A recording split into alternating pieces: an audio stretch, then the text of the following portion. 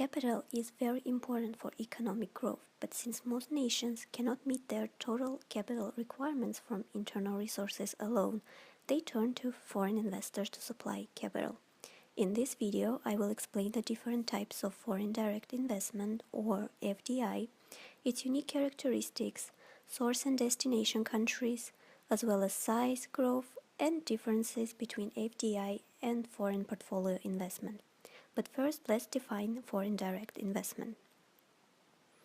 FDI is defined as a cross-border investment by a resident entity in one economy with the objective of obtaining a lasting interest in an enterprise resident in another economy.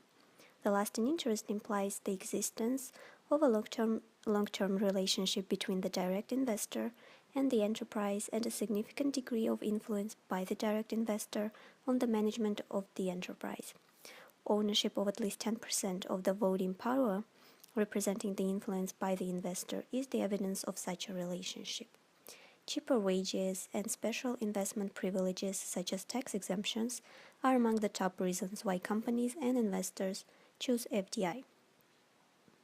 Foreign direct investment should not be confused with foreign portfolio investment, or FPI, which means investing in financial assets such as stocks and bonds of entities located in another country. In general, FPI investors are passive, meaning they are not involved in the management or strategic planning. Also, since stocks and bonds are liquid, FPI investors can easily exit the country whenever they want to.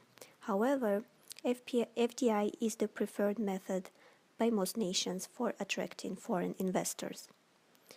This graph shows the global FDI flows for the past 10 years.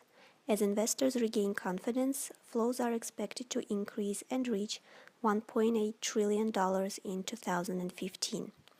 In 2012, the majority of European Union countries and the United States experienced significant drops in their FDI inflows. Africa, on the other hand, is one of the few regions to enjoy FDI growth year after year since 2012. China and the United States are the world's biggest recipients of FDI at $348 billion and $236 billion respectively, followed by Brazil at $80 billion. North America remains the top source of FDI.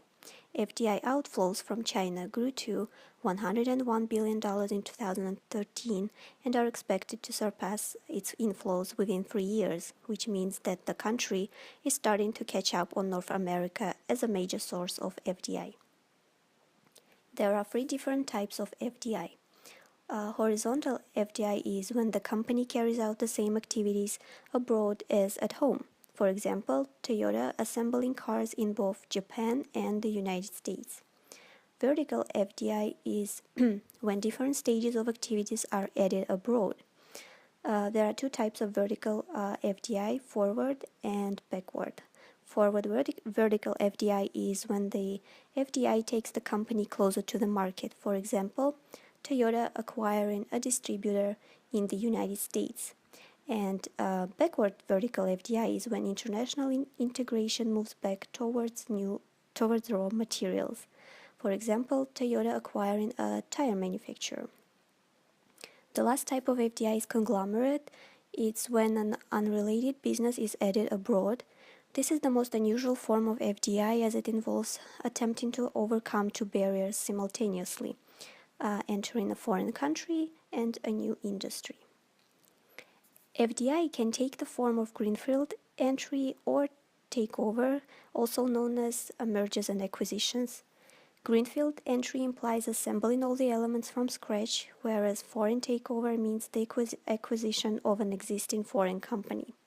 The FDI choice of entry is connected to the ownership strategy, which can be either a wholly owned subsidiary or a joint venture. In this table, you can see the different choices of entry for foreign investors. MNCs use foreign direct investment as a way to enter foreign markets. The 500 largest MNCs control over half of global trade flows and 1/5 of global GDP. Being closer to the target market, Seeking natural resources or cheap labor and hedging exchange rate risks are among the top reasons for MNCs to move abroad. These are my references. Thank you.